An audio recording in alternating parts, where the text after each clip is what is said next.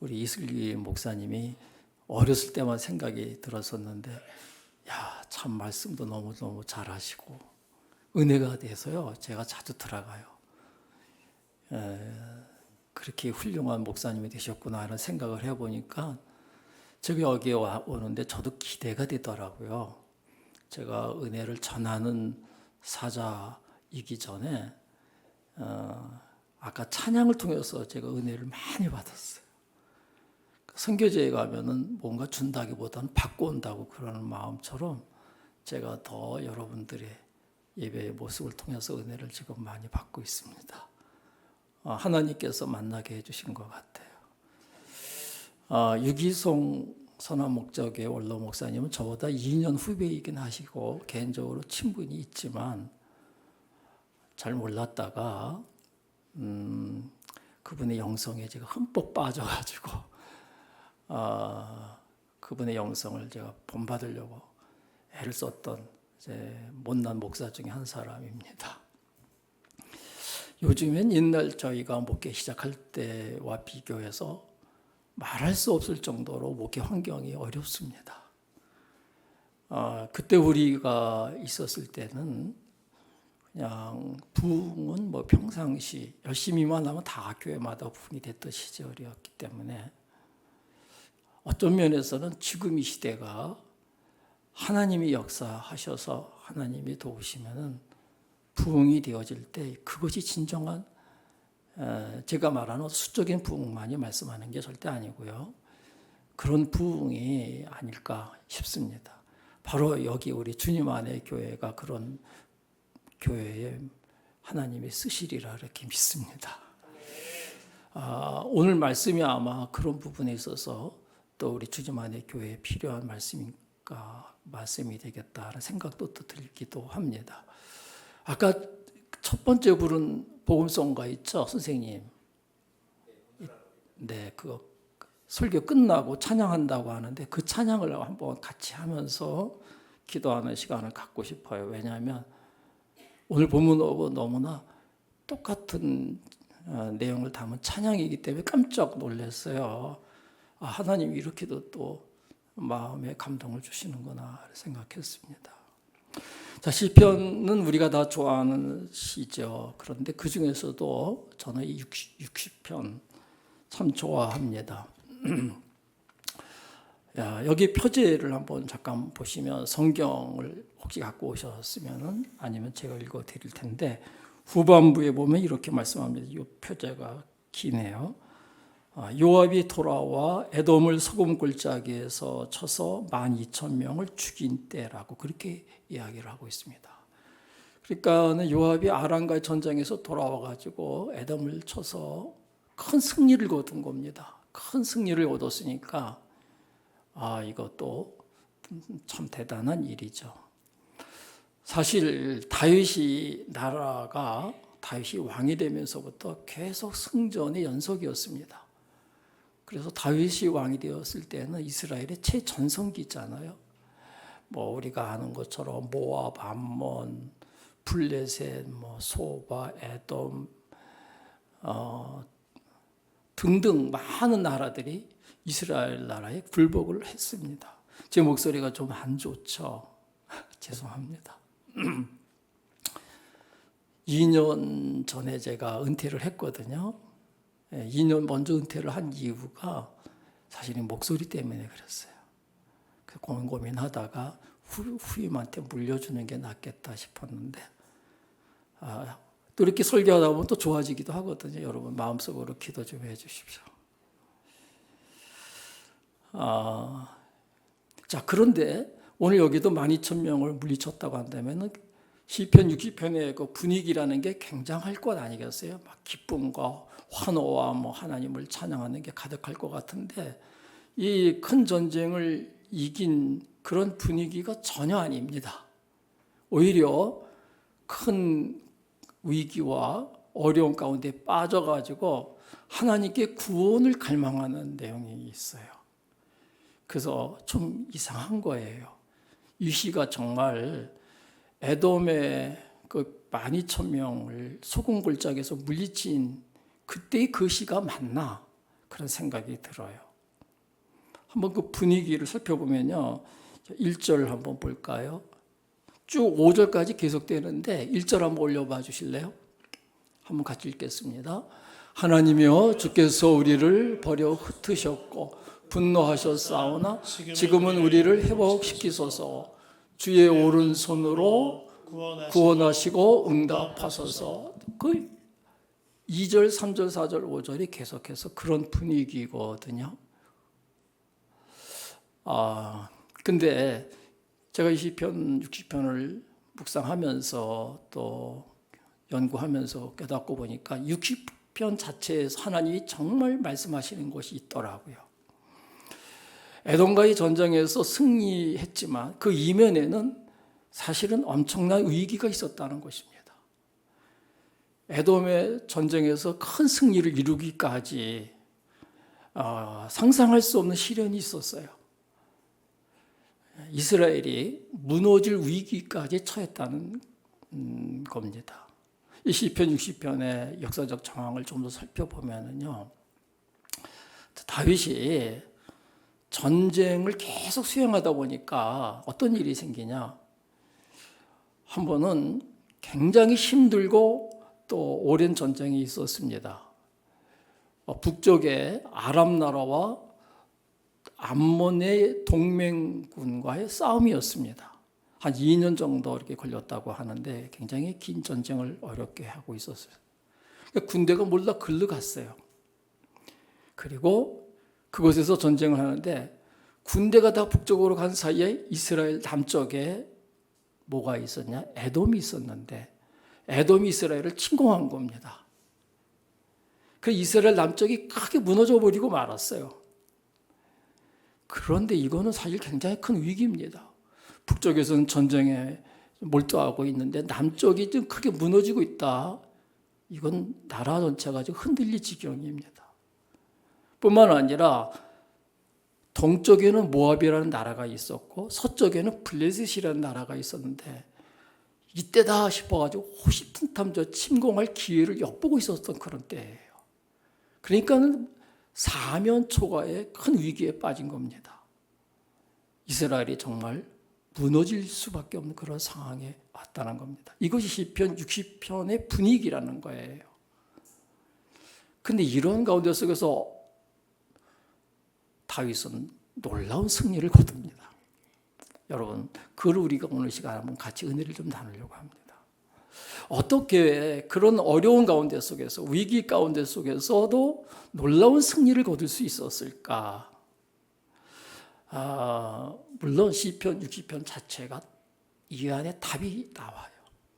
이 말씀이 비밀입니다. 여기서 우리가 찾아봤으면 좋겠는데 여러분이 은혜가 좀 있기를 바랍니다. 성령님의 조명하심 있기를 바랍니다. 다윗은 이럴 때 철저하게 이제 회개를 시작합니다. 아까 우리 1절 읽었는데 1절 한번 다시 한번 보실까요? 이렇게 말씀합니다. 제가 한번 볼게요. 하나님이여 주께서 우리를 버려 흩으셨고 분노하셨사오나. 2절에 주께서 땅을 진동시키사 갈라지게 하셨사오니. 3절 하나만 더 볼까요? 주께서 주의 백성에게 어려움을 보이시고 비틀거리게 하는 포도주를 우리에게 마시게 하셨나이다. 혹시 1, 2, 3절을 제가 읽었을 때 여러분들 혹 느끼는 게 없습니까? 같은 말이 반복돼서 나오는데 1, 2, 3절에 그게 뭐냐면 주께서라는 말이잖아요. 주께서 우리를 흩으셨다. 우리를 버리셨다. 주께서 진노하셨다. 주께서 뭐죠? 다윗에게 있어서는 지금 에돔이 이스라엘을 남쪽을 쳐들어와가지고 여러 성들이 무너진다는 소식을 들었을 때 그 순간에 그가 깨달았던 것은 뭐냐면 주께서 징계하시는구나. 하나님의 징계구나. 이걸 깨달은 거예요. 하나님의 징계. 물론 본문 자체를 통해서 전체로 보더라도 다윗이 어떤 죄를 지었는지 분명하게 드러나는 건 없어요. 그러나 분명한 것은 하나님이 나를 징계하시는 거구나. 에돔이 우리를 치는 것만이 아니라 하나님이 나를 치시는 거야. 하나님께서 이스라엘 민족을 지금 치고 계시는 거야. 이렇게 믿어졌다는 거죠. 그러니까 사실은 에돔 자체에 대해서는 다윗이 두려워하지를 않더라고요. 에돔으로 인해서 두려워하거나 뭐 낙심하거나 원망하거나 탄식하거나 그런 거는 아니에요. 왜? 하나님이 징계하신 거니까. 다윗이 할 일은 뭐 그저 깨닫고 회개하고 기도하는 것뿐이잖아요. 여러분, 우리들도 그렇습니다. 살다가 보면 어려운 일을 만날 때 뭐 울고 할 것이 아니라, 두려워하고 그것 때문에 낙심하고 탄식할 것이 아니라, 사실 우리는 하나님께 우리 죄가 무엇인지를 좀 깨닫고 회개하는 거죠. 그게 길입니다. 살 길, 일어날 길이라고 저는 믿습니다. 다윗이 그래서 회개하고 하나님께 간구합니다. 어떻게 간구하죠? 1절을 또 한번 보시면은 보다 보면 다 외워지긴 하는데 1절 한번 다시 올려봐 주실래요? 하나님이요, 지금은 우리를 뭐 해달라? 회복시켜달라는 거잖아요. 2절에 이제는 그 갈라지고 깨어진 틈을 메워 주셔서, 하나님께서 땅을 진동시키시고 갈라지게 하셨으니까 그 틈을 기워 주소서, 땅을 메워 주소서, 그렇게 회복시켜 달라고 기도를 합니다. 당연하죠. 지금 에돔이 남쪽을 처음 침공해가지고 나라가 지금 무너지는 위기에 처했었는데, 평상시 에돔에 대한 다윗의 생각은 어떠했을까요? 평상시 다윗이 에돔을 어떻게 생각했을까요? 오늘 본문에 보게 되어지면 다윗은 절대로 에돔으로 인해서 이 나라는 무너지지 않을 것이라고 하는 확신이 있었어요. 왜냐하면 하나님의 성소에 자기에게 예언한 약속의 말씀을 붙잡고 있었기 때문이거든요. 6절부터 8절입니다. 우리 한번 같이 읽어보시겠습니다. 어떤 약속을 다윗에게 했는지. 이게 우리 약속일 수도 있거든요. 6절 한번 올려봐 주실래요? 안 올려줬으면 제가 한번 읽겠습니다. 자, 6절 올라왔군요. 인터넷이 좀 느린가 봐요. 자, 6절 시작. 하나님이 그의 거룩하심으로 말씀하시되 내가 뒤놀리라. 내가 세겜을 나누며 숲곳 골짜기를 측량하리라. 7절 길앗이 내 것이요 므낫세도 내 것이며 에브라임은 내 머리에 투구요 유다는 나의 귀이며 8절 모압은 나의 목욕통이라. 에돔에는 나의 신발을 던지리라. 블레셋 나로 말미암아 외치라 하셨도다. 여기 여러 나라를 하나님께서 내 것이다 하는 얘기는 하나님이 다윗에게 다 맡겨주셨다는 거거든요. 에돔도 맡겨주신 겁니다. 에돔은 하나님이 붙여주신 나라예요.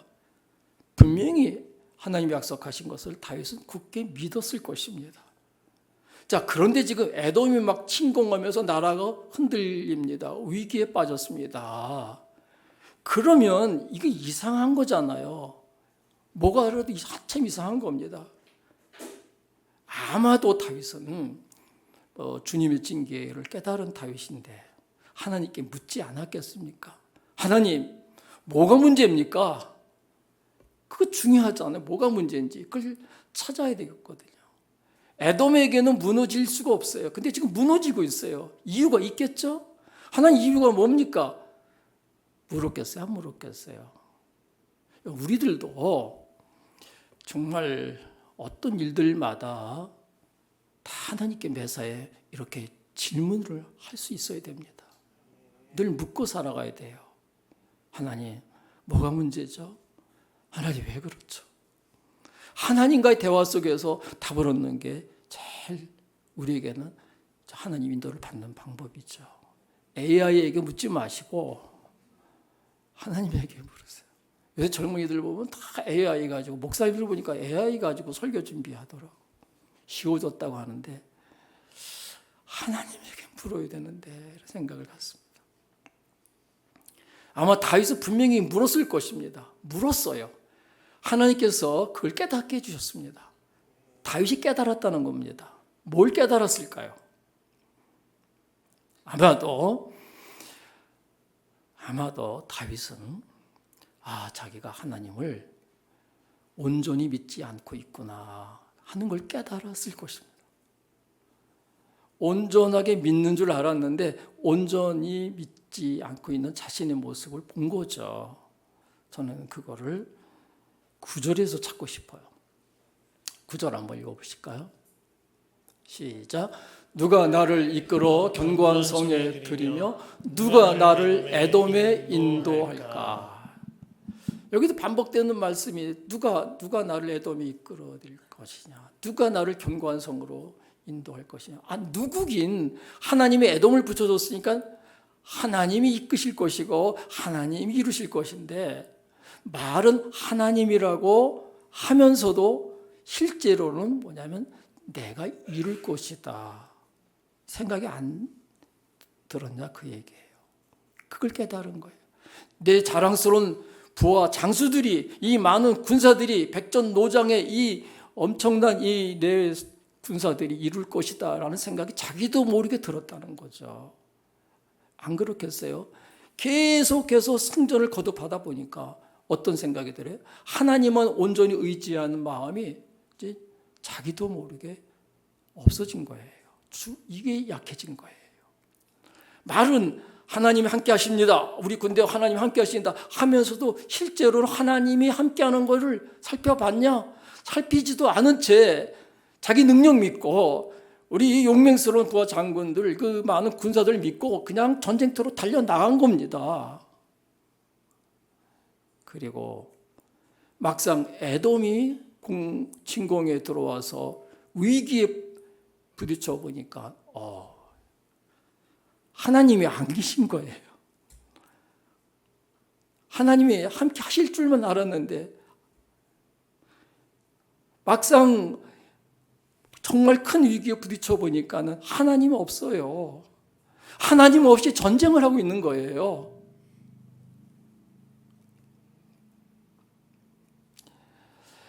다시 이걸 깨달은 거죠. 그래서 다윗이 여기 10절의 말씀 보면 이런 말씀을 있습니다. 한번 읽어보겠습니다. 다윗이 아마 이게 부르짖은 내용일 거예요. 시작. 하나님이여 주께서 우리를 버리지 아니하셨나이까. 하나님이여 주께서 우리 군대와 함께 나아가지 아니하시나이다. 하나님이 함께 하시지 않은 느낌을 확실히 받고 있는 겁니다.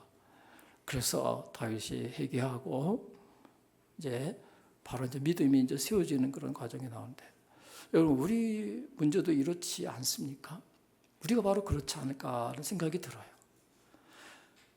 우리는 뭐 하나님을 믿고 나는 거룩한 하나님의 자녀고 주님이 내 안에 계시다고 하는데, 실제로는 하나님이 실제 삶의 영역에서는 나와 함께 하심을 정말 살펴보느냐, 철저하게 하나님의 말씀에 순종하고 모든 것에 하나님께 묻고 또 응답받고 그렇게 사느냐. 여러분 그렇게 사시나요? 그냥 건성으로 사시니까 이런 처지에 빠지는 거지. 저도 그렇고 여러분도 그렇고 이런 영적 과정이 좀 있는데, 이런 데서 빨리 극복해 나와야 될 필요가 있다고 생각해요. 다윗은 깨닫습니다. 이제 보니까 그 용맹스러운 내 부하 장수들, 그 많은 군사들 도움이 다 헛되다는 걸 비로소 진짜 깨달아요. 사람의 도움이 헛되다고 깨닫습니다. 그 군사, 그 장군들이 어떤 장군들이고 어떤 군사들인데요. 근데도 헛되다 이렇게 고백을 합니다. 한번 볼까요? 11절 한번 보시겠습니다. 시작. 우리를 도와 대적을 치게 하소서. 사람의 구원은 헛되다 그랬어요. 하나님이 하셔야 됩니다. 하나님 당신이 친히 하셔야 됩니다. 믿음이 이제 일어나는 거예요. 믿음이 회복이 되어졌어요. 그러니까 12절에 이렇게 고백을 하죠. 한번 읽어보실까요? 우리가 하나님을 의지하고 용감하게 행하리니 그는 우리의 대적을 밟으실 이시로다. 제가 이거를 새 번역을 다시 한번 봤거든요. 거기도 이렇게 기록이 되어져 있어요. 하나님께서 우리와 함께 계시면 우리는 승리를 얻을 것이다. 그가 우리의 원수들을 짓밟을 것이다. 하나님이 우리와 함께 계시면 된다는 거예요.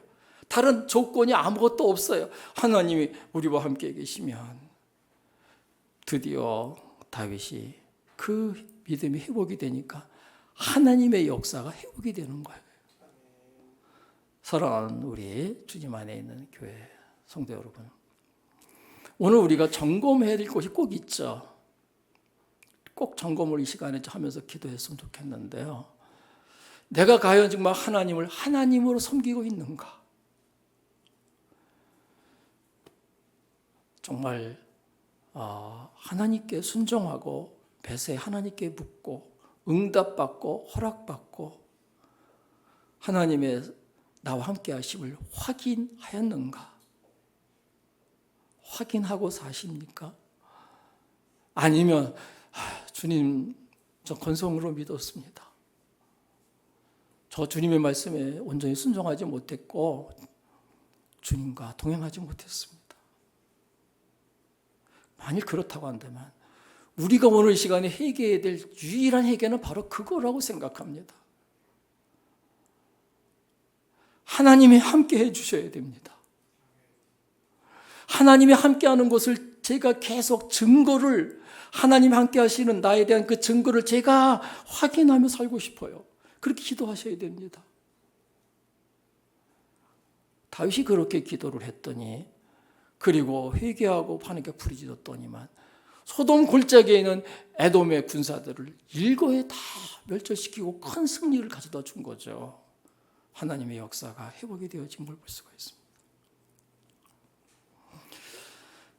저나 여러분이나 항상 생각하는, 어떻게 우리가 다윗과 같은 신앙을 가질 수 있을까? 다윗과 같은 믿음을 가질 수 있을까? 그런 생각을 해보죠. 제가 여러분들에게 고린도후서 13장 5절 말씀, 너무나 제가 좋아하는 말씀인데 여러분들에게 한번 소개하겠습니다. 잘하는 말씀이죠. 너희는 믿음 안에 사는가? 너희는 믿음 안에 있는가? 너희 자신을 시험하고 너희 자신을 확증하라. 예수 그리스도께서 너희 안에 계신 줄을 너희가 알지 못하면 너희는 버림받은 자니라 말씀했어요. 여러분, 예수 믿는 순간 우리 주님 우리 안에 들어오신 건 다 믿습니까? 그 믿음이 있느냐는 거죠. 그 믿음을 시험해 보라는 거예요. 그 믿음을 확증해 보라는 거예요. 증거를 가지고 살라는 거죠.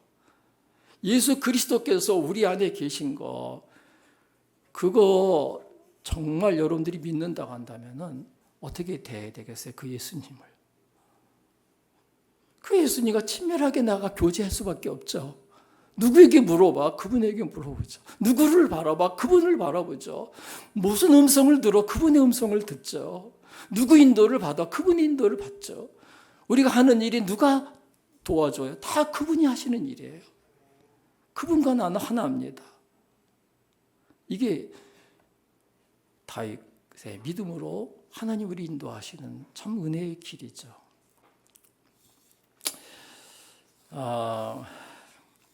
20세기 말에 세계적으로 그 위대한 흑인 연가 가수 중에 로란드 헤이즈라고 하는 가수가 있었어요. 이분은 저 미국의 조지아의 그 시골 청년이었는데, 무식한 시골 청년이었는데 도시로 왔어요. 맨발로 도시로 왔는데 목소리가 좋다는 이유로 성가대에 서게 됐고, 그 덕에 그 교회 부자 의사 집에 점심 식사 초대를 받았습니다. 근데 그곳에서 생전 처음 유성기판 있죠. 옛날에 유성기 아시죠? 옛날 어르신들은. 그게 돌아가는 걸 봤어요. 근데 거기서 그 당대 유명한 카루소라고 하는 가수가 노래하는 걸 듣게 됩니다. 근데 그때의 순간은 이렇게 회상을 하더라고요. 내가 카루소의 노래를 듣는 순간 내 마음속에서는 커다란 종이 울렸다. 종이 울렸대. 저 지평선 너머에서 나를 부르는 소리가 들렸다. 내 가슴 속에 카루소로 가득 찼다. 카루소가 나를 이끌어 간다. 카루소처럼 행동하고 카루소처럼 말하고 카루소처럼 노래를 부른다. 이 카루소가 이 헤이즈의 마음속에 가득 찬 거예요. 이게 바로 그를 위대한 가수로 만든 원동력이었다는 얘기죠. 여러분, 근데 사실 이게 우리의 경험이기도 합니다. 우리 젊었을 때 또 우리 젊은이들이 여기 계시지만, 어느 날 갑자기 내가 좋아하는 사람 내 마음에 쑥 들어와가지고 사모한 적 있으시잖아요. 옆에 앉은 예쁜 여학생이 가슴에 쑥 들어와가지고 그때부터 공부해도 밥을 먹어도 집에 가도 뭐를 해도 그냥 완전히 그냥 눈이 뒤집힌 적이 있지 않습니까? 그 뒷집에 잘생긴 오빠가 있었는데 어느 날 마음에 쑥 들어와 가지고서는 내가 이게 자는 건지 깨어 있는 건지 황홀하게 그런 경험 있지 않아요? 우리는 살다 보게 되지만 어떤 사람이 내 마음에 들어와 가지고 나의 삶을 이전과는 완전히 다른 삶으로 만들어 버리는 경험이 있습니다. 물론 이성애만이 아니라 어떤 때는 요즘에 뭐 연예인, 뭐 스포츠 스타, 정치인, 뭐 사상가, 뭐 문학가, 심지어는 뭐 목사님까지도 마음에 들어와가지고 이전과는 다르게 완전히 다른 삶을 살게 만듭니다. 그렇습니다. 우리는 살다 보면 되어지만 어떤 사람이 내 안에 들어왔다가 나를 사로잡았고 그러다가 또 나갔던 경험이 있습니다. 저도 그래요. 많은 사람들이 내 안에 들어와 있었지요. 아니면 뭐 거짓말이죠. 근데 고백은 진정한 내 주인은 못 됐습니다. 저도 어느 순간에 내가 예수 믿고 어느 순간에 정말 헤이즈의 마음속을 사로잡았던 카루소보다 더한 큰 종소리가 내 마음에 울리기 시작을 했어요. 그래서 내 안에 진정한 주인이 생겼습니다. 방황하던 내 가슴에 깃발을 꽂아주신 분이에요. 목마른 내 가슴에 생수가 되어주시더라고요. 나는 그분만 바라보기 시작했어요. 너무 좋은 거예요. 너무 행복한 거예요. 어떤 살다 보면 많은 욕망들이 일어나다가도 그분을 바라보면 눈 녹듯이 사라져요. 어떤 때는 이글거리는 정욕이 일어나다가도 그분의 눈동자와 딱 부딪힐 때가 있어요. 우리 예수님의 눈동자. 그러면 까맣게 타버리더라고요. 그리고 미움에 붙잡힐 때도 있었어요. 그러다가도 우리 그 음성을 듣게 되고 보면 그 음성이 저를 완전히 솜방망이처럼 부드럽게 만들어 버리더라고요. 그분은 바로 나보다 나를 더 사랑하는 예수님이시잖아요. 내 생명이시고 나의 전부시죠. 제가 작년에 은퇴를 하고요. 작은 딸이 사는 이천에 이사를 왔습니다. 한 번도 와서 살지 않았던 곳이죠. 근데 내가 평생 보니까 내 평생에 몇 번의 위기가 있었는데 은퇴하고서가 사실 제 인생의 가장 큰 위기였던 것 같았어요. 가장 힘들었어요, 영적으로. 목회는 내려놔서 몸은 편했는지는 모르지만 정신적으로, 영적으로 너무너무 힘들었어요. 뭐 다 여러분들에게, 여러분들 평신도니까 말씀드릴 수는 없지만 목사끼리는 얘기가 얼마든지 되는데 그걸 놓고서 하나님 제가 어떻게 합니까? 이 미움을 어떻게 해야 됩니까? 이 상처를 어떻게 해야 됩니까? 그러다 보니까 이천이 싫은 거예요. 병원에 가니까 우울증 증세까지 진단받고요.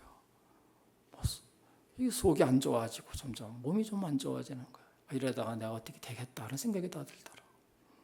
정말 저에게 있어서 위기가 왔지만 바로 그때 내 안에 계신 주님을 다시 한번 바라보기 시작을 했던 거예요.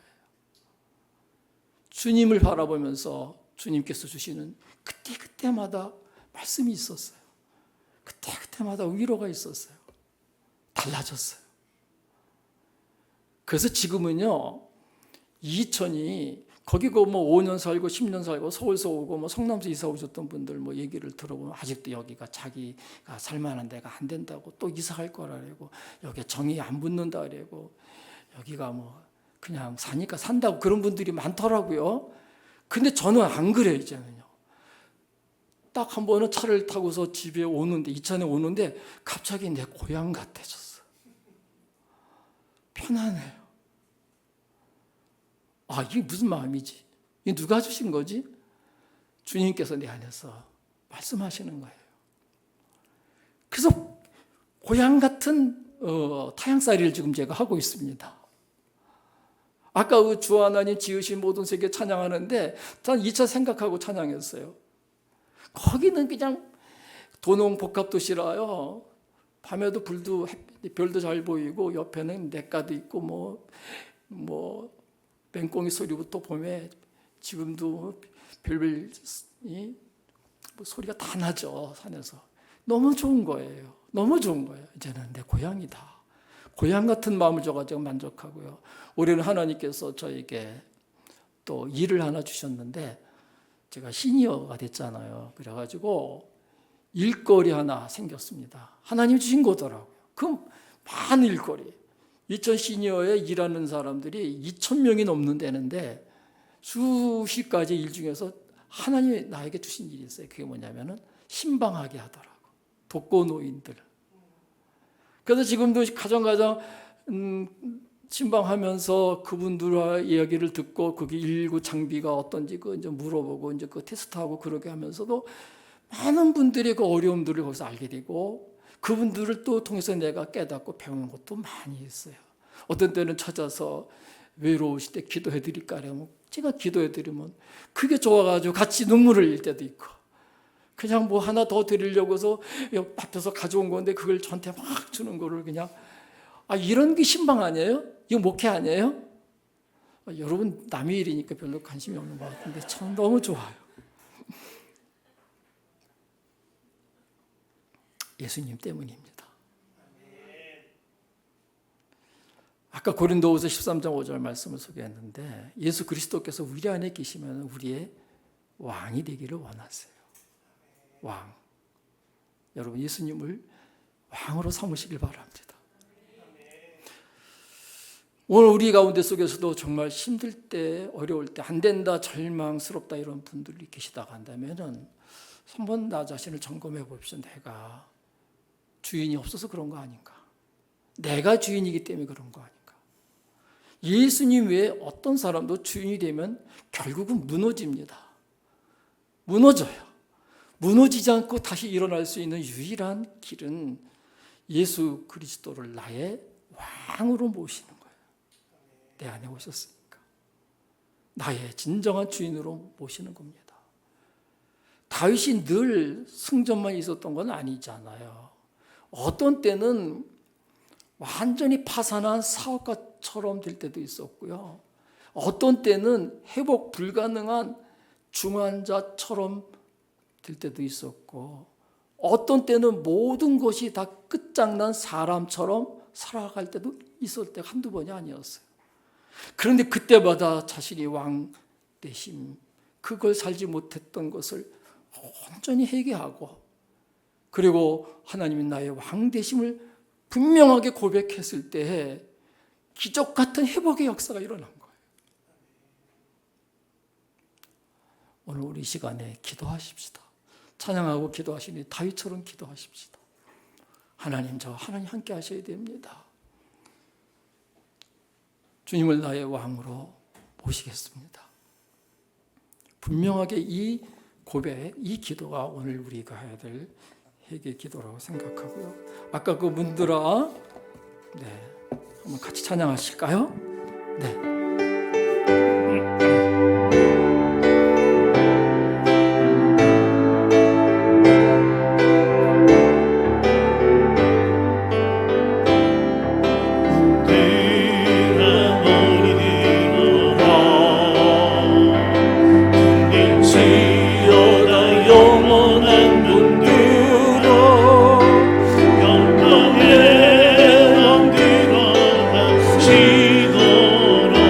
영광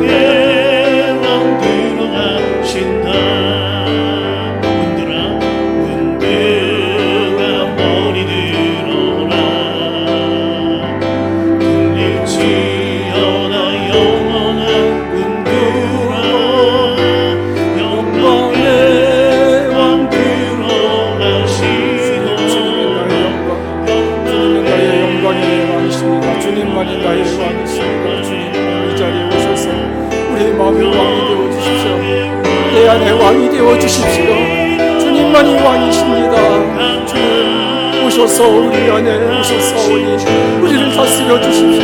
우리를 주관하여 주십시오. 전쟁 주님만이 싸워서 승리케 하시고 주님이 승리케 하소서.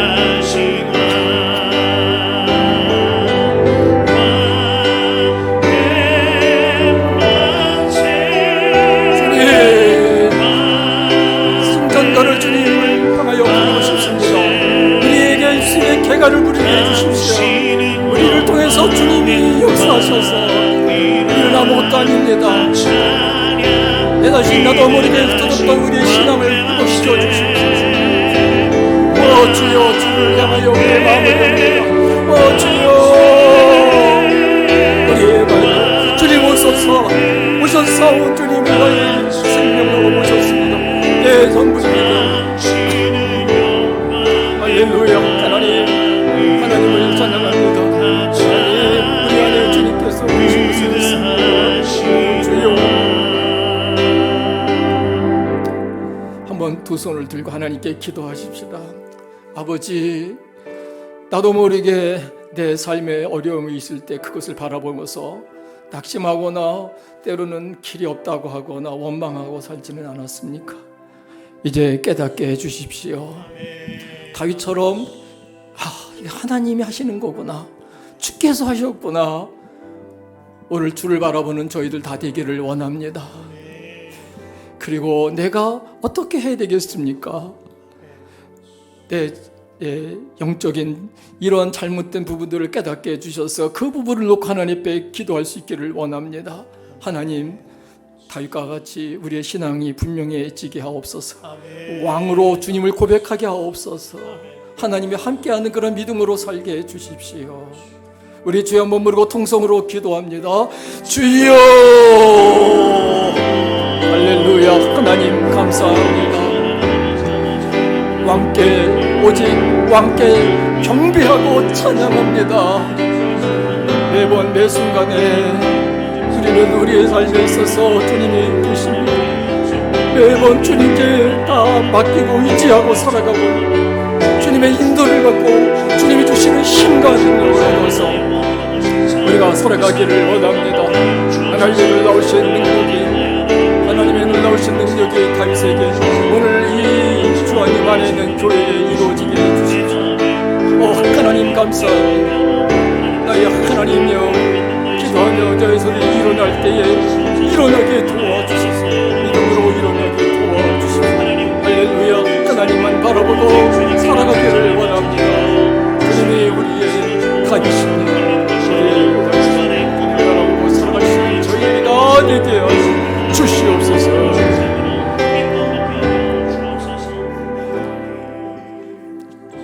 주님 감사합니다. 주님을 사랑합니다. 정말 마음을 다하여 주님을 사랑하고 싶습니다. 우리에 있는 모든 것을 다 바쳐서 주님께 헌신하고 싶습니다. 왜냐하면 주님은 우리를 위해서 그렇게 받으실 만한 충분한 분이시며 또 우리에게 무한한 복을 내려주시는 분이시기 때문입니다.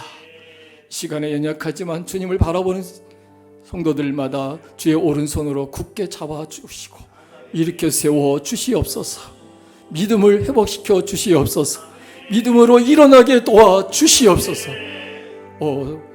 우리 주님 안에 교회가 오늘 우리 시대는 참으로 환경을 보면 길이 없고 답이 없지만 주님이 길이시고 주님이 답이시고 주님이 능력이시오니 우리 주님 안에 교회가 주의 역사로 주의 놀라우신 은혜로 일어나고 성장하고 성숙하고 열매 맺고 하나님의 놀라운 복을 받는 우리 성도들 이 교회에 되게 하실 줄로 믿습니다. 드려진 예물도 주여 받으시고 이 교회에 부족함이 없게 하옵소서. 주면 더 넉넉해진다고 했는데 오늘도 여러 가지로 이렇게 나누어주고 흘려보내는 모습을 보니 주님께서 100배, 60배, 30배로 이 교회에 채워주실 줄로 믿습니다. 훌륭한 일꾼들 세워지게 하시고 정말 하나님 필요한 사람들 이곳에 불러주옵소서. 이제는 우리의 모든 죄를 위해서 십자가상에서 말할 수 없는 고난을 당하시고 죽으시고 부활하신, 그래서 우리의 구주와 주가 되신 우리 주 예수 그리스도의 크신 은혜와 누구든지 그 예수님을 진심으로 마음으로 영접하기만 하면 다 하나님의 자녀가 되게 하시는 무조건적인 아버지의 그 극진하신 사랑하심과 보혜사 성령님의 감동 감화하심이 오늘 다시 한번 신앙의 길이, 믿음의 길이 바로 예수님을 나의 삶의 주인으로 모시고 살게 사는 것이라는 것을 진정으로 깨닫고 기도하고 결심하고 돌아가는 성도들 위해, 우리 주님 안의 교회 위해 이제부터 영원토록 함께 하시기를 간절히 축원하옵나이다. 아멘.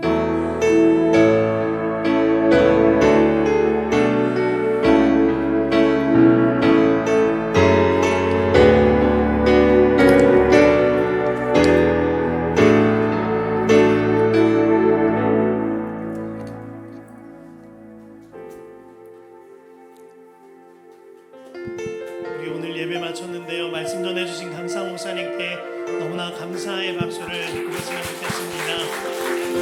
특별히 우리 교회는 예배가 마쳐지고 꼭 식사 교제를 함께하는 교회인데요. 오늘 우리 성도님들을 위해서 우리